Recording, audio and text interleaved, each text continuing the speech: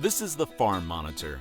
For over 50 years, your source for agribusiness news and features from around the Southeast and across the country, focusing on one of the nation's top industries, agriculture. The Farm Monitor is produced by one of the largest general farm organizations, the Georgia Farm Bureau. Now here are your hosts, Ray DeLessio and Kenny Burgamy. All right, good to see you again. Like the man said, Ray DeLessio, Kenny Burgamy with you for the next 30 minutes. Quality minutes at that. Absolutely. And it all begins with Mr. B and something we call the rundown. Yes, sir, and off we go. Coming up, medical scrubs made from 100% Georgia cotton. It's called the Field to Closet Initiative. Find out what companies are involved and how it all came together to help make the vision a reality. Also in the program, securing a more resilient future, one of the many goals of the annual Rural Prosperity Summit. What one community leader says will happen if we don't fortify the workforce in rural America. Plus, what do we have here? A little cornbread and, oh my, not one, but two different chili recipes, really? You betcha. Another tasty episode of Meals from the Field is coming your way. It all starts right now on the Farm Monitor. With Georgia being the country's second largest cotton producing state, creating an end-to-end supply chain would greatly benefit a number of Georgia farmers and communities. And that's exactly what the Field to Closet initiative is looking to accomplish with a pilot program that manufactures medical scrubs for rural hospitals. It's a program ABAC President David Bridges believes is a game changer. Damon Jones now with more from Bullitt County. Each and every year, Georgia farmers plant more than 1 million acres of cotton, making it one of the staple crops in the state. And while most will be exported overseas, the new Field to Closet initiative is looking to keep more of it in the state by producing clothes made from 100% Georgia-grown cotton. It's a program that the growers should be very excited about. The concept here is to buy cotton from the farmer, take it through the process, adding value to it by producing the yarn, the fabric, and the finished apparel, and then give a dividend payment back to the cotton farmer relative to the retail value of whatever that garment is. You know, if it's 1% or 2% of the retail value of a pair of blue jeans or cotton shirts or t-shirts, that doesn't sound like much. But it rolls up into a pretty significant amount of money for the cotton farmer. It's the difference between breaking even and making a profit. And their pilot program involves manufacturing medical scrubs to distribute to rural hospitals in 15 different counties throughout the state. Not only is it helping out medical facilities during this trying time, but it also shows off some of the scientific advancements made in the manufacturing process. Bayer Corporation has a product, an antimicrobial product that we learned could be used to treat cotton fabric and render it very highly antimicrobial. So we thought, hey, here's a definable market. Scrubs are scrubs, you know, and if we can produce them in cotton instead of synthetic fiber, and we can help our struggling rural hospitals along the way, that would be the way to go. Not only would the farmers benefit from a program like this, but the rural communities as a whole. With no shortage of high-quality cotton to work with, jobs could be created by keeping the supply chain in-state instead of outsourcing it to different countries. Georgia's got every component necessary to make this work. And if you believe that some degree of reshoring in the textile industry is going to happen, this is the place to have it. But if we can have a cluster manufacturing concept and have, spinning in one community or area and knitting and weaving somewhere else, and then supply cut sew operations around the state, we believe that this industry can be reshored and be a really important part of revitalizing rural Georgia. And this is just the beginning, as they hope it will be such a success that other states will follow suit. We don't think it'll be just Georgia, but we think Georgia is a great place to make the first step and show that it can be done and use a natural, renewable, sustainably produced cotton fiber that produces clothing that everybody likes to wear. Reporting from Bullitt County, I'm Damon Jones for the Farm Monitor. There is no denying that in recent years, rural America has suffered and will continue to suffer if change doesn't happen sooner rather than later. Fortunately, here in Georgia, something is being done, and it comes in the form of the Georgia Chamber of Commerce's Rural Prosperity Summit, a conference dedicated to helping solve problems in rural areas. John Holcomb has the story. When the term rural comes to mind, an image of a tractor often follows. Yes, tractors are often present in rural areas, but there's a lot more than just tractors in those places. There are small businesses, downtowns, schools, and everything else people have everywhere you go. The only big difference is that rural areas are suffering, and something needs to be done, which is what the Georgia Chamber of Commerce is hoping to do. This is an event we've done for the last 5 years in Georgia, but we're having so much interest from all over the country, we decided to make it a national event, bring in more national speakers, and so we're meeting here for 3 days, talking about everything from rural broadband to rural health care to agriculture to the future of talent in rural communities. If we don't put this spotlight on there, every job's going to go to an urban core. Every one of our young men and women are going to move to an urban core, and we've got to fight for the future of rural America. And the best way to do that is to gather people that are passionate about rural America, that care about it, to share best practices, to share policy development, and that's what we've been doing, and that's what we hope to do on a national level here. Of the many rural issues discussed during the summit, one big one was the topic of the rural workforce, or the lack thereof, as more and more people move to bigger cities. Clark says that it's an issue that not only affects businesses currently in rural areas, but potential businesses looking to move into those places. You still have young men and women who are moving away from rural communities to urban centers after they go off to college or technical college. We're not doing a good job of letting them know the opportunities that exist in their own communities. We're losing a generation of farmers right now who don't fully understand the opportunities to stay home to provide a great quality of life and a great income for their future. So you've got that issue, but then you've also got this issue as we've reshored post-COVID. We started to reshore manufacturing, supply chains. Those types of companies are not going to come back to urban areas. They're going to come to rural communities. We're seeing it in Georgia and around the rural southeast. But if we don't have the talent there, we're not going to be able to keep those companies coming. And so it's a chicken and the egg, right? We've got to have downtowns and robust communities where our young men and women want to live, work, play, and pray in order to get these companies to move down. In the end, Clark says that fixing issues in rural America comes down to getting more people on board, and says that Georgia is headed in the right direction with the help of state leaders. But there's still a lot of work left to do. We've passed in Georgia about 50 bills over the last 5 years just to help rural Georgia, and I think the testament comes, Governor Brian Kemp just announced a record year of new economic projects in Georgia. 77% of those were in rural communities. So we know we're doing things right, but it's something we can't let our foot off the gas. We have to continue. If we care about rural communities, we've got to be working on this every day from now on, because the challenges aren't going to diminish, they're only going to increase. Reporting in Athens for the Farm Monitor, I'm John Holcomb. Meantime, Georgia, one of several states included in USDA's plan to provide $272 million in loans and grants to modernize rural drinking water and wastewater infrastructure for rural communities. Agriculture Secretary Tom Vilsack saying the assistance is vital to rural communities on several fronts. These grants and loans obviously create jobs, but they also protect jobs and enable communities to attract economic development. They certainly are protecting and enhancing the quality of life, from safe drinking water to protecting people's homes from flooding. But right now our focus is on getting the resources that we do have available out to communities that need it. Question for you. Which type of chili do you prefer? Traditional, non-traditional? Not sure what the difference is? See for yourself when the Farm Monitor continues.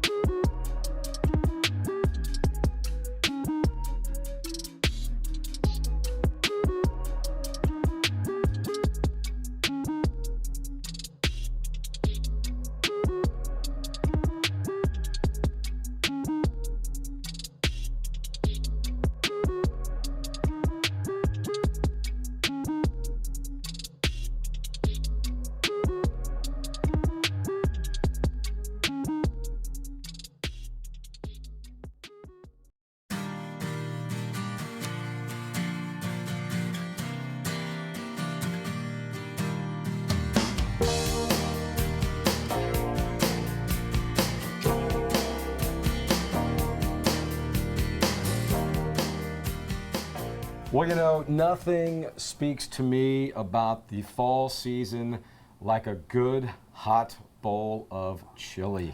I don't care if it's meatless chili, beanless chili, chicken chili, any kind of chili I absolutely love in the fall. And that is our focus today on Meals from the Field. Welcome everybody to another edition of Meals from the Field. Joining me as always, our good friend, everybody's good friend, Marcia Crowley. Good to see you again, Marcia. Good to see you, Ray. When you told me we were doing chili, I was like, yes. I know, I love Especially chili. in November. I love it. I love chili. So what do we got today? Okay, I'm going to start with the non-traditional chili. This is a fall chili, actually. Okay. More, not as traditional. This is 3 cups of onions that I've already sauteed with garlic in there. I'm going to add to that 6 cups of cubed butternut squash. Don't question it. I know, butternut. It is good. Butternut squash and chili. You're like, wait, what? And you can buy the butternut squash already cubed up, but it's going to be at least 5 times more expensive than if you hassle with it. All right, I'm going to add to that. Then I've already, let me know, these are the spices. Chili powder, salt, and cayenne pepper. So you're going to stir that around, and we're doing, in the sense of time, we're doing this in a shortcut, but you would cook this for about 5 minutes. But just let the butternut squash get a little bit limp. Butternut Sasquatch? Is that what you're Sasquatch, trying to say? that's what I'm trying to say. And I've already browned this, and this is 1.5 pounds of chicken apple sausage. And there are several sausage companies from Georgia that sell this, so not to call out anybody. Stir that around a little bit. And here again, essence of time. You're going to let that cook a minute or 2. Then you're going to add 4 cups of chicken broth. Dumb question, since it is deer season. I believe it's deer season. Don't quote me. Can you put deer meat in there, like deer sausage? Sure you could. Okay. You could actually put it in either one of these recipes that we're going to do. So that was 4 cups of chicken broth. Here's the other fall ingredient. 3 chopped, cubed, chopped, however you want to do it. And this is a Granny Smith apple, which is kind of tart, it was perfect for this chili. You're going to stir that in. Then you're going to add 1 can of pinto beans. And pardon the can, but there it is. You're going to let this simmer for about 30, 40 minutes. It makes a lot. And like I said, it's different, but it's really, really good. So the meat is actually the sausage? The sausage, yes. You don't put ground beef in there. The meat is the sausage. Okay, the sausage is the meat. Okay. Yep. All right, let me move some of this out of the way. All right, this is your more traditional classic chili. This is a pound of ground beef, onion, and garlic that I've already done in there. You're going to add to that the spices, which are chili powder, sage, cumin, and salt. And you can, I know that looks like a lot of chili powder, you can certainly adjust to your flavors, to your taste. And this is a teaspoon of hot sauce. You always worry me with that elbow. I know. I'm going to hit you one day, believe it or not. All right, this is a can of undrained kidney beans, dark or light, it doesn't matter. A can of diced tomatoes, it doesn't matter what kind, these just happen to be fire roasted. And you're going to let this simmer for 30, 40, however long you want to make it simmer. You can put it in the crock pot if you wanted to. Okay, last but not least, you got to have cornbread with your chili. Absolutely. So this is a cup of fine ground, stone ground cornmeal, a cup of regular flour. We're going to mix the wet ingredients, which are 2 eggs, a cup of whipping cream, which is kind of different. I'm going to stir this into the cornmeal mixture. And this batter will be very, very thick. Then you're going to add a 1/4 cup of pimentos. That's optional. You could also add some jalapeno peppers if you wanted to. Good. And a cup of whole kernel corn. White, yellow, doesn't matter. And like I said, you stir this up. No, don't overmix it, but it will make 12 corn muffins, or do it in a frying pan, cast iron skillet. Oh, okay. bake at 325 for like 50 minutes. It's good cornbread, believe it or not. You make it ahead, it'll keep in your fridge for up to 3 days. And there you have your chili meal with cornbread. You have a cornucopia of chili, a chili buffet, whatever Yeah. your likings may be. And of course, folks, you can make all this at home in your kitchen or take it on the road if you have a tailgate to go to. You can find all the recipes by logging on to farm-monitor.com. Go up to the top, click on the recipe section. Everything is there for you in complete detail. Marcia continues to send us that stuff, and we continue to get a lot of good feedback. Good. See what I did there? Feedback? Feedback, Yeah, got it. I like that. Anyway, Marcia, as always, good to see you.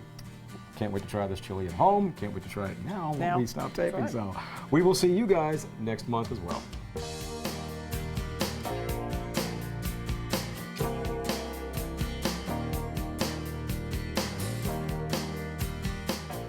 Ray, Marcia, thank you so much. Now, just a reminder, if you missed any part of this month's Meals from the Field or other stories on today's program, you can still see them in their entirety on your YouTube channel. That is the Farm Monitor. Once there, you can browse the archive of stories, and they date back as far as 2009. However, don't stop there. Keep clicking and like the Farm Monitor Facebook page. Also, if you have a story idea or if you just want to leave us a comment or suggestion, feel free to send us a message either on Facebook or the address that is on your screen. That is news@farm-monitor.com.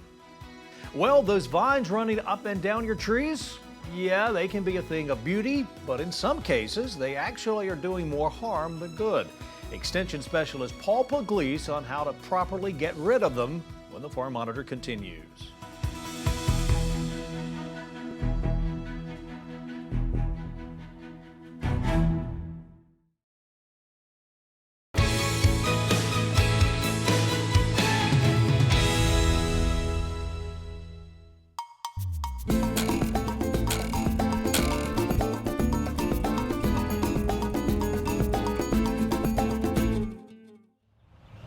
Hi, I'm Paul Pugliese with the University of Georgia Cooperative Extension. We get a lot of questions about vines and trees. One of the more common vines that we see taking over trees is called English ivy. This is actually an invasive species that we see throughout the state of Georgia and the United States. It was introduced as an ornamental plant for ground covers. Unfortunately, it has this really bad tendency to climb up into trees. And as you can see over time, those vines can get quite large. Some of them are 3 or 4 inches in diameter on this particular tree. Over time, that can be stressful to a tree, and it will actually cause competition for the branches. The weight of those branches will start to add up as the vines continue to climb into the canopy of that tree. It also can compete for sunlight with those branches, which can cause that tree to decline over time because it's not able to feed itself if it can't take in light through photosynthesis. Another problem with vines on trees is that it hides potential dangers on that tree. So if I were, examining this tree as an arborist, I wouldn't be able to tell if there were any defects or problems or cracks in this tree because it's completely hidden by the vines in this particular case. So that's a big problem, especially if this is a tree that's maybe near your house or an area that could potentially be a liability in that particular case. So again, most of these types of vines are not good to have climbing on trees, regardless of if it's English ivy, wisteria. It could be Japanese honeysuckle climbing a tree. Another one is poison ivy, even though that's not technically an invasive species. It can be a problem in some trees, and some of the poison ivy vines I've seen can get this big as well. If you're not sure what vine you're dealing with, always be careful, maybe wear gloves, because if it is poison ivy, that could be a problem for you if you start to touch it. One big difference between this and poison ivy is poison ivy has very, very fuzzy vines. It's going to have hairs all over the outside of that vine. So that's one that you would want to be extra cautious with and protect yourself when you're working with those vines. So of course, the best thing to do is to get rid of those vines. And the next question is, how do we do that? So one of the ways is to actually cut these vines. And so very simply, if you take pruners and go in here and cut the vine, especially smaller vines, all you have to do is snap it once and everything from there up will die. Of course, anything that's close to the ground, it may actually regrow even if you cut it close to the ground. So what you might want to do is spray with an herbicide any vines that are close to the ground or growing around that tree as a ground cover if you're trying to kill it. I would use a non-selective herbicide such as glyphosate. That's a very common herbicide you can find at most garden centers and feed and seed stores. The stronger concentrates are a little bit better in this particular situation. And it's one of the few products that you can apply near a tree's roots that won't have any soil activity. And so even with the glyphosate herbicide, I would avoid trying to spray directly on the trunk of the tree because if it's a thin bark tree, it could potentially penetrate that bark and maybe cause some damage to that tree. So again, the first thing would be to cut all the vines around that tree. If you have any that are on the ground that you want to treat, you want to take your herbicide and mix it up according to the label. Of course, anytime we're handling pesticides, we should always wear our gloves. If the label calls for that, that's very important to protect your hands from exposure to any pesticides that you're dealing with. So if you've already mixed it up with your concentrate, make sure again that you read the label on that product. One caution that I'll mention is that some herbicides are combination products out there. And so some of those types of products may say on the label extended control or max control. Those are products that you don't want to spray near the roots of a tree. So always double check the label. And if you're not sure, call your county extension office to make sure that's the right product for this situation. So again, with this particular product, it's just glyphosate. Let's say we cut this vine, we got it as close to the ground as possible. We want to come in here and we'll pump up our sprayer, get ready to spray on here, and we'll cover that vine with that particular herbicide, okay? And we will do that all the way around the tree until we get it under control, okay? The next thing you'll want to do with some of these bigger vines is to cut it with a saw in some cases. So some of these little hand saws that you can fold out in this particular case, you would come in here and cut that off, and once you get that out of there, again, everything from there up will die, and then you'll want to actually use what's called a wipe-on application with your herbicide. So you'll take your herbicide, you'll mix it up in a small cup, and use a disposable paintbrush in this particular case. You can dip your herbicide in that cup and literally just paint it right onto the end of that cut branch or stem in this particular case. And again, if you do a good treatment with that, you can actually kill the vine from the roots down because this would be a systemic herbicide. And I would do that anywhere, especially on some of the larger vines that are too big to spray, and maybe you don't have any leaves down below that you can make contact with the herbicide. One word of caution, anytime you're using herbicides around trees like this, is to make sure there aren't any root suckers coming out of the tree, because if you spray any leaves on that particular tree, it could again cause damage to that tree. So be very, very careful not to spray the bark of the tree or any suckers or anything that's coming out of that tree as far as leaves, because these herbicides will potentially move inside that tree as well. Again, if you have any questions about controlling vines or any other invasive species in your yard, call your local county extension office at 1-800-ASK-UGA1 or go to our website at ugaextension.com and continue to follow us on the Georgia Farm Monitor.